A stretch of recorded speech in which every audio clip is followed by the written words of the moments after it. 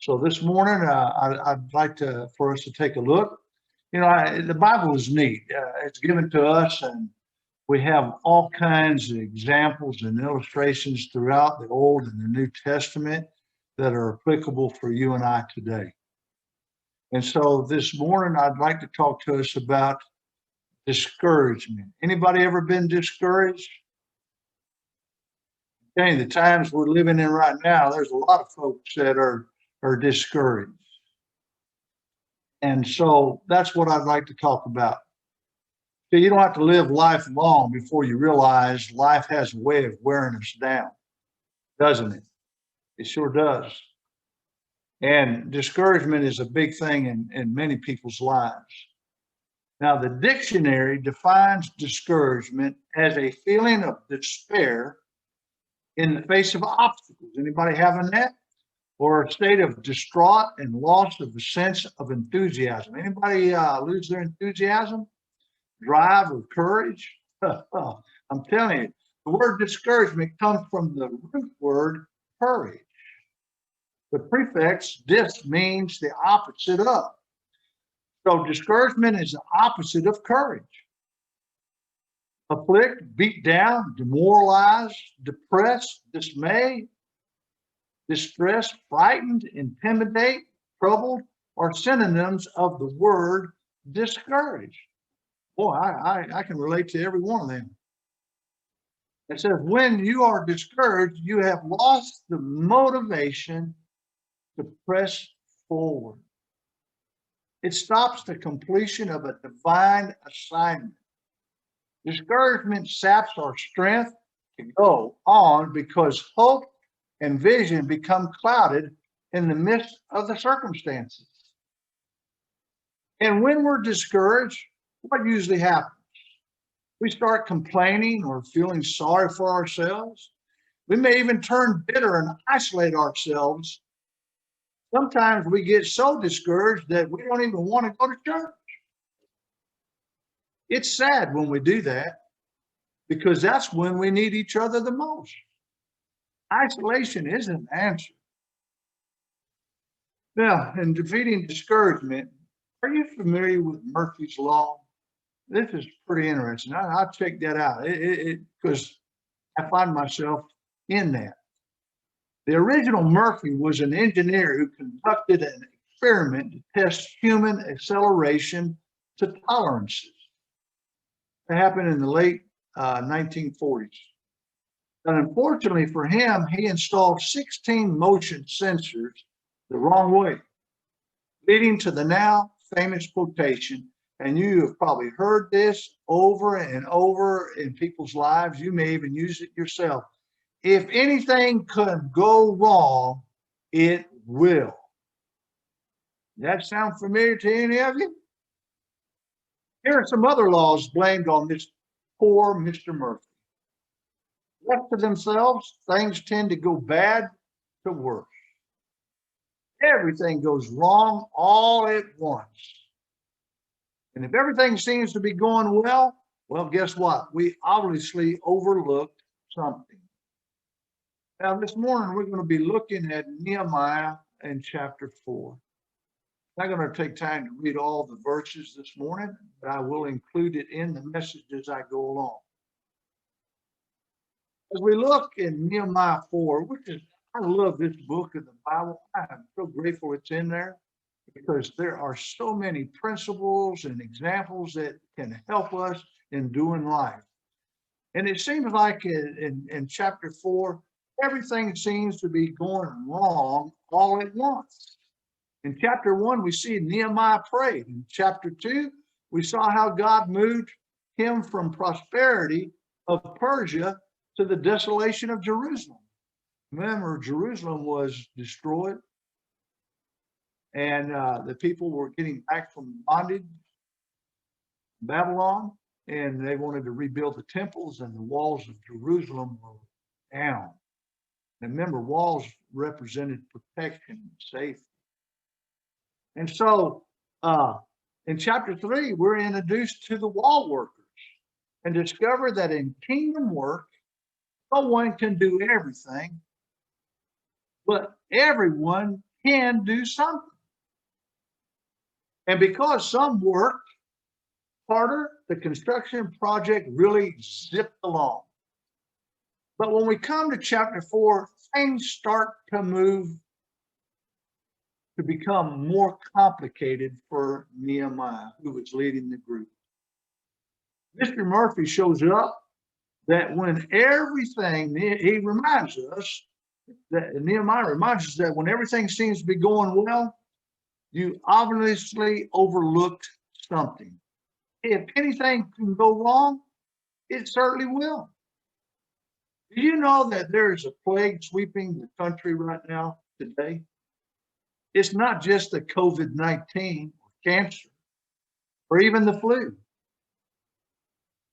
This outbreak, however, can be just as deadly as the most dreaded diseases known to man.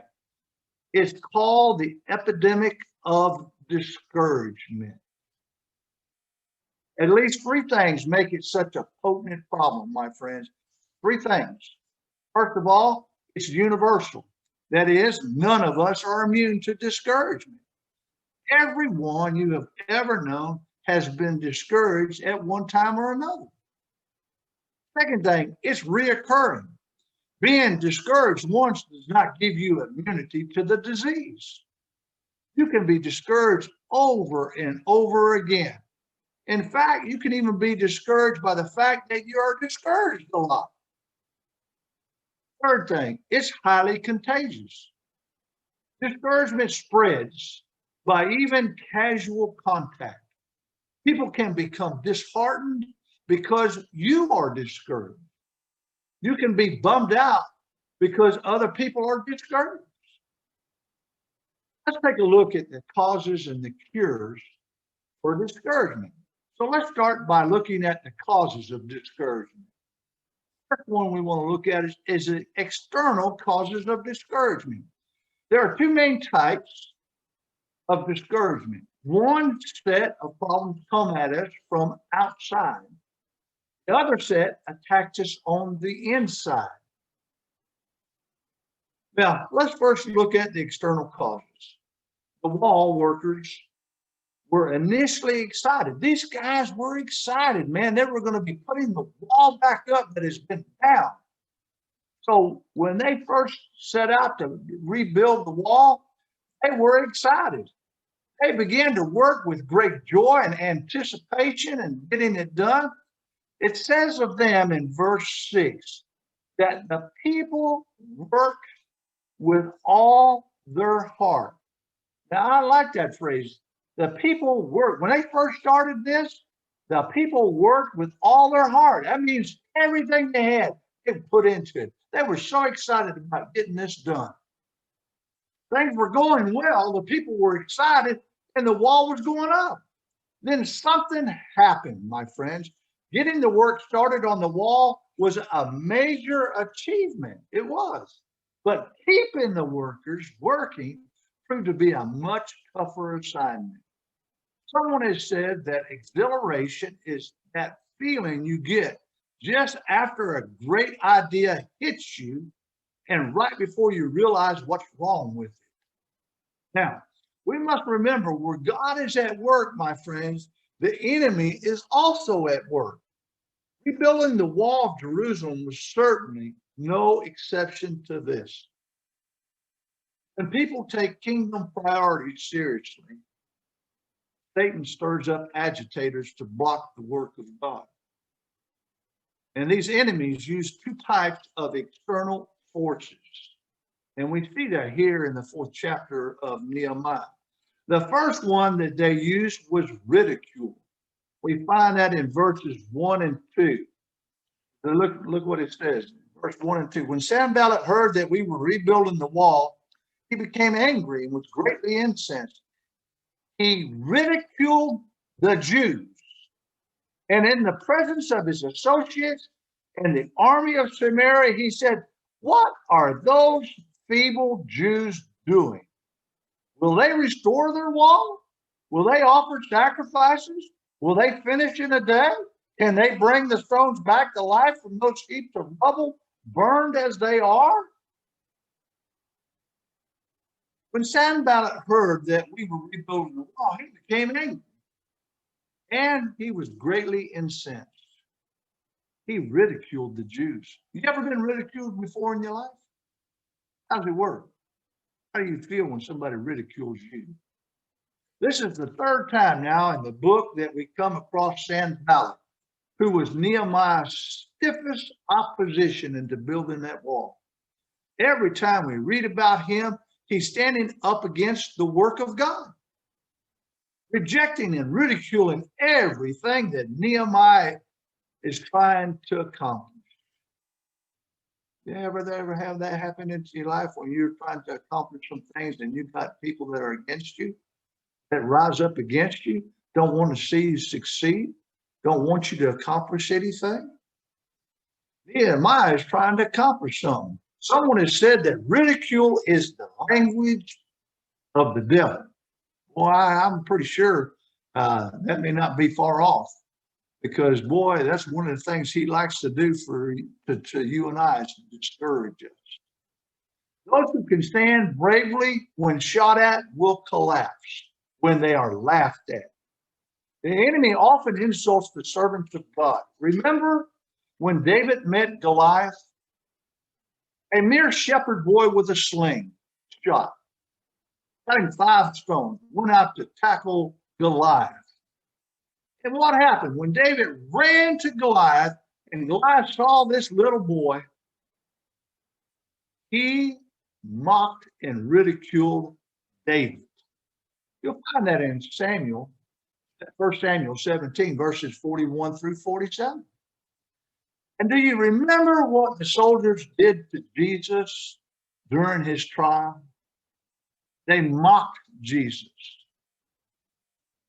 And the crowd taunted him while he was hanging on the cross. And that in Luke 22, verses 63 through 65, and chapter 23, verses 35 through 37. Sanballat and his cronies had begun to ridicule the workers even before the work started in verses 2:19, chapter 2, verse 19. They mocked and ridiculed us. But here in chapter 4, he's making a speech before the army of Samaria, intensifying the power of ridicule. Notice that he called the workers feeble. You ever been called that when you were trying to do a project? Been called feeble? That word means withered or miserable. Next, he ridiculed the job they were doing by asking 4 haunting questions. Look how he did this. The first one, will they restore their wall? Must have made the Samaritan army break out with laughter. How could a remnant of feeble Jews hope to build a wall strong enough to protect the city from a mighty army? How about the second one here? Will they offer sacrifices? Sanballat is saying that it would take more than prayer and worship to rebuild that city. How about this third thing? Will they finish in a day? Suggests that the workers had no idea how difficult the task was and would soon stop what they were doing. Or how about number 4? Can they bring these stones back to life? Indicates that the building material were so old and damaged that they couldn't possibly be used to make a strong wall. In verse 3, it was Tobiah's turn now. He tried out a joke on them. What they are building, if even a fox climbed up on it, he would break down their wall of stones. Now, I want you to know archaeological excavations on these walls revealed that they were 9 foot thick. They would need more than a small fox to knock them down, my friends. The workers became the punchline of every joke, and everyone got a laugh at their expense. Tobiah hoped that his sarcasm would make the builders cast an apprehensive glance at their hard work and activate with them a flood of discouragement. Friends, whenever you attempt to get involved in the work of God, you will always face ridicule. Expect it and don't stop working. Now, the second cause of their external discouragement was repression. In verses 7 and 8, the enemies have moved from being bothered by the Jews to being very angry now. They all plotted together to come and fight against Jerusalem and stir up trouble against it. Warren Wiersbe writes, God's people sometimes have difficulty working together, but the people of the world have no problem uniting in opposition to the work of the Lord.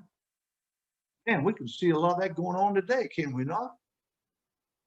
Places not wanting churches to open up. I'm telling you, it is a horrible thing. They ridicule and mock the church. Now, the reference in verse 7 are to the 4 points of the compass. On the north was Sanballat and the Samaritans. On the west was Ashdod. On the east was Tobiah and the Ammonites. And to the south were Geshem and the Arabs. The workers were surrounded and lived in constant fear of being ambushed.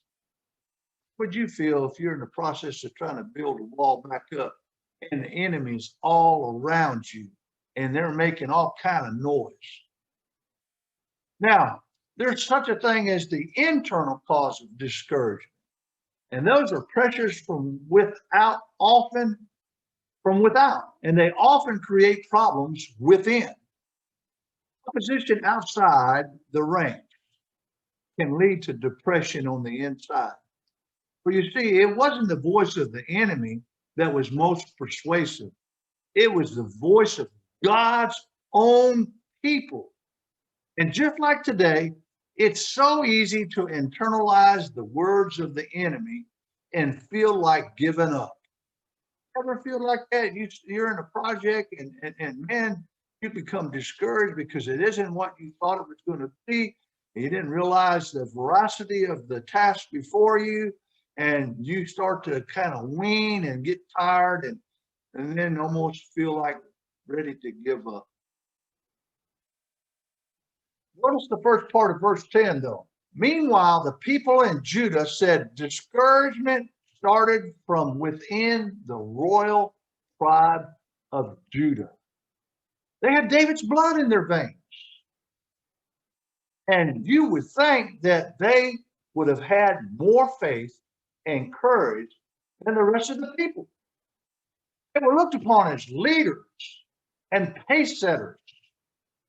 If the tribe of Judah was bummed out, then the other tribes would be more inclined to give up the project as well. You ever have that? When you're doing something as a group and your leader starts to wane, then the rest of them want to follow. And then the project doesn't get done. Now, the first cause of internal discouragement was this: fatigue. Verse 10 reads, Meanwhile, the people of Judah said, the strength of the laborers is giving out. Now, simply put, that meant the workers were tired.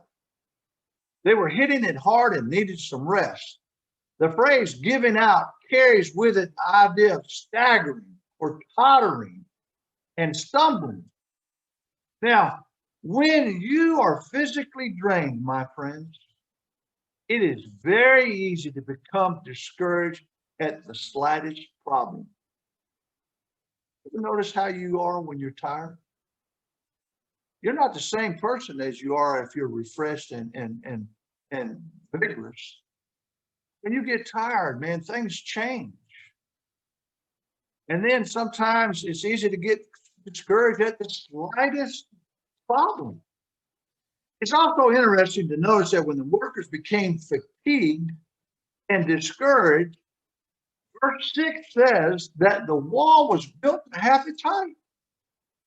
Many times when we start a new project, friends, The first half goes quickly because we're excited about accomplishing the goal.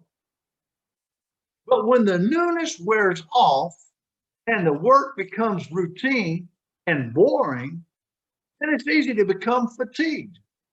And when you're tired, it's easy to become discouraged and begin to think that you'll never finish the job. Verse 10 says, we cannot rebuild the wall. Can you imagine that? We can't rebuild the wall. They were ready to throw in the towel. Aren't these the same people who were described in verse 6 as those who work with all their heart? If you're feeling fatigued today, watch out. Tiredness can lead to discouragement. Remember what God did with Elijah when Elijah was tired? It happened after the great thing with at the mountain of Mount Carmel, Baal, and dealing with that. Elijah got tired. He ran away. He got tired. And you remember what God did? He sent an angel to give him some bread and something to drink. And he told him, go back to sleep. You cannot burn the candle, my friends, at both ends on a long-term basis. Sometimes the most spiritual thing to do is go to bed. You ever have where you're burning at both ends of the candle? You ain't careful to put it out. The second thing that can happen to us is we can get frustrated.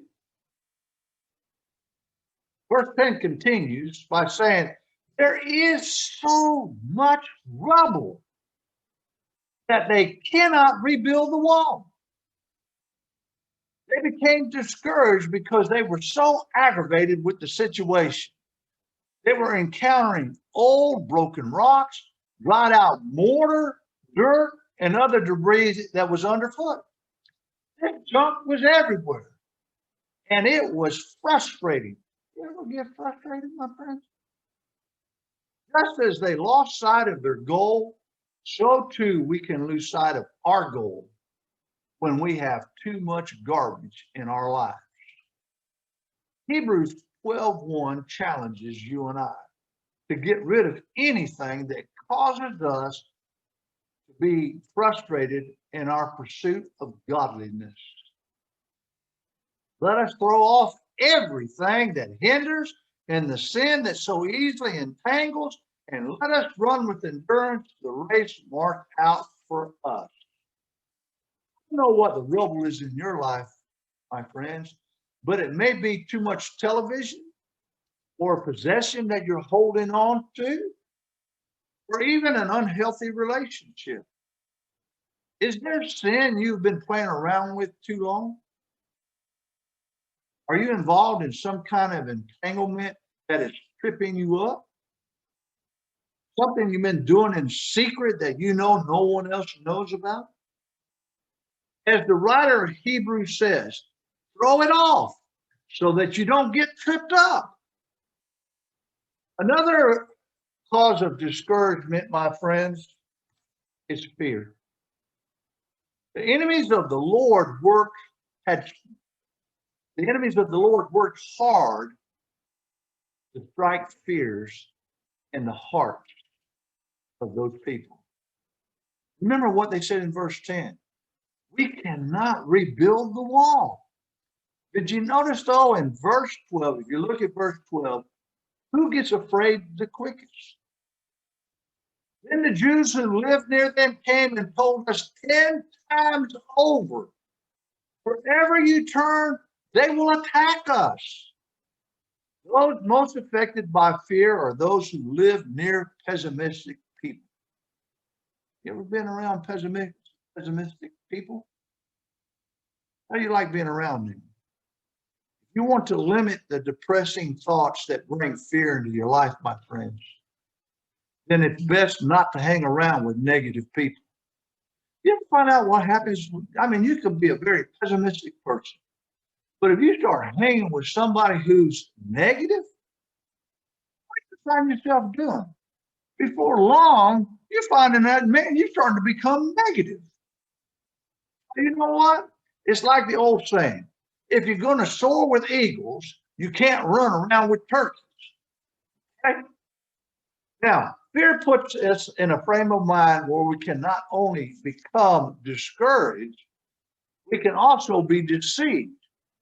Now, in the book Scared to Life, Douglas Rumford cites a study that shows why we shouldn't let fear rule our lives. In Marriage Partnership, Volume 12, number 2. It says this: 60% of our fears are totally unfounded. 20% are already behind us. And 10% are so petty, they won't even make a difference.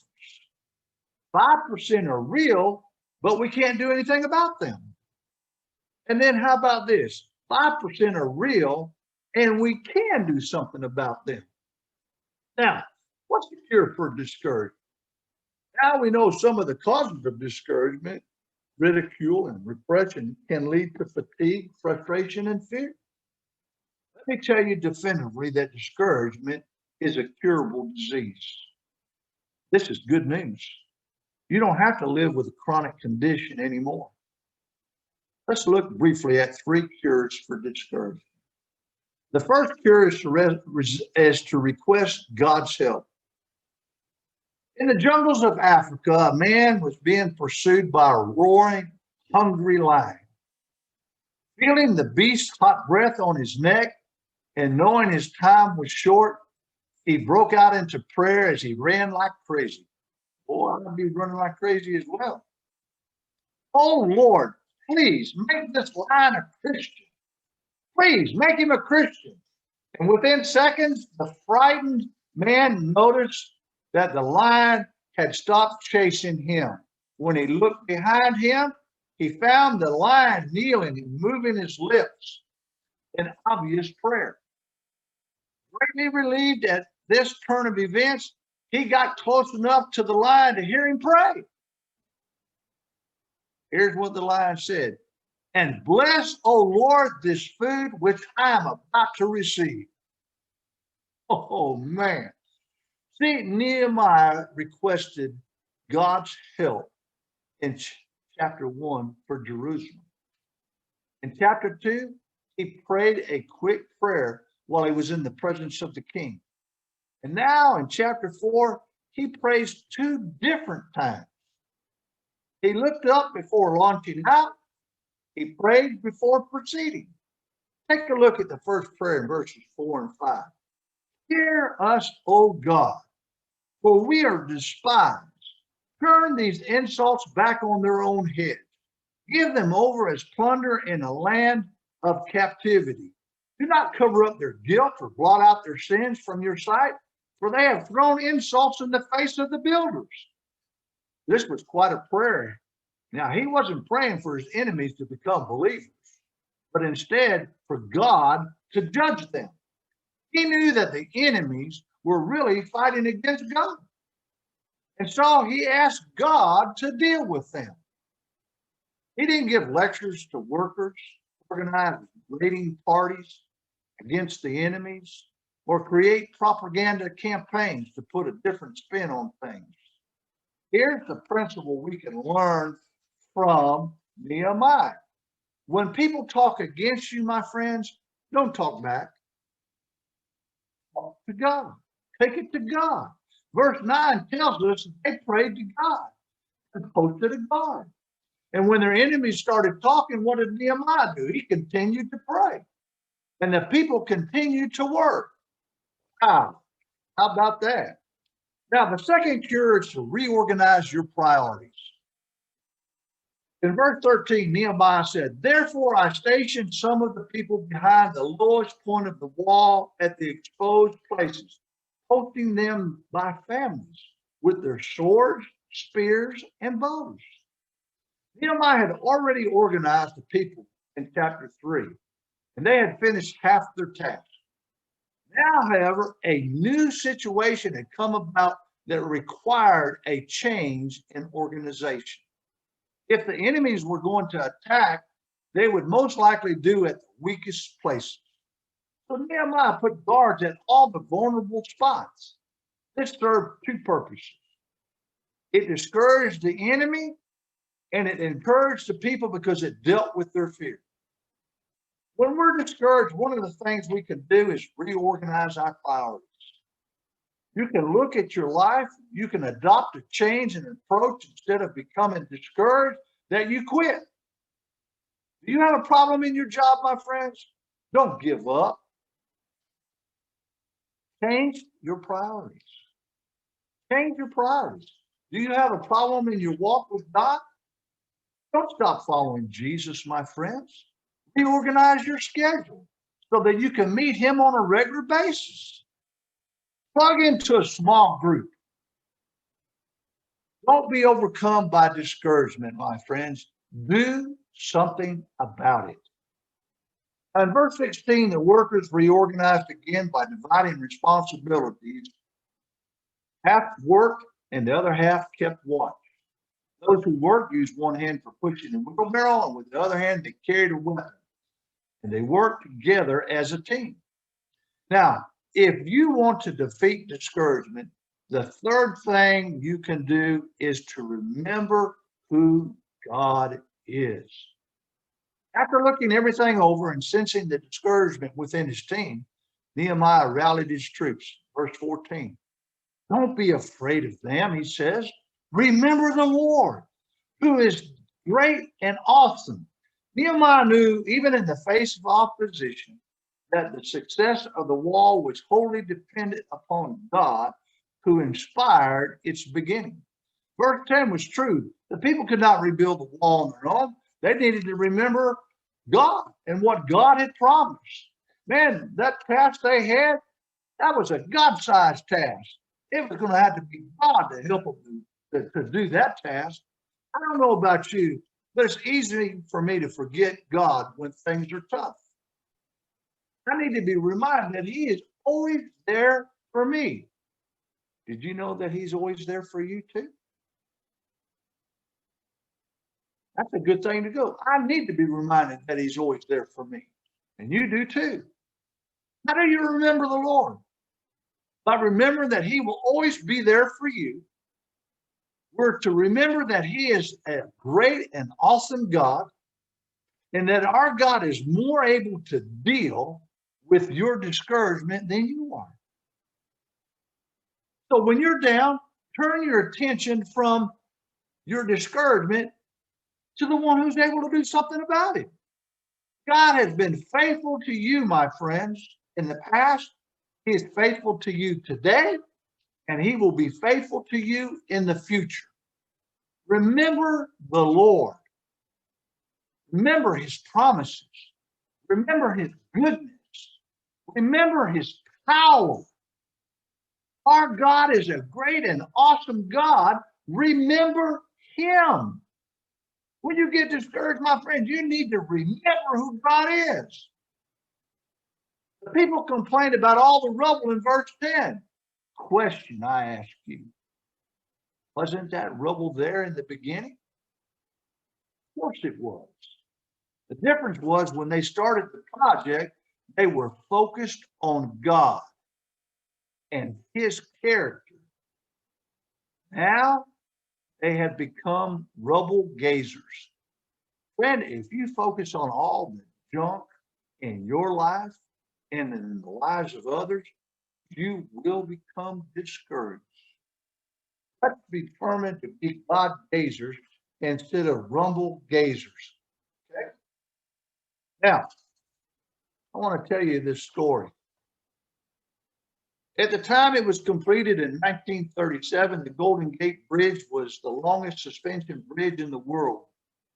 During the first phase of the project, 23 men fell to their deaths in the icy water. Murphy's laws were in evidence.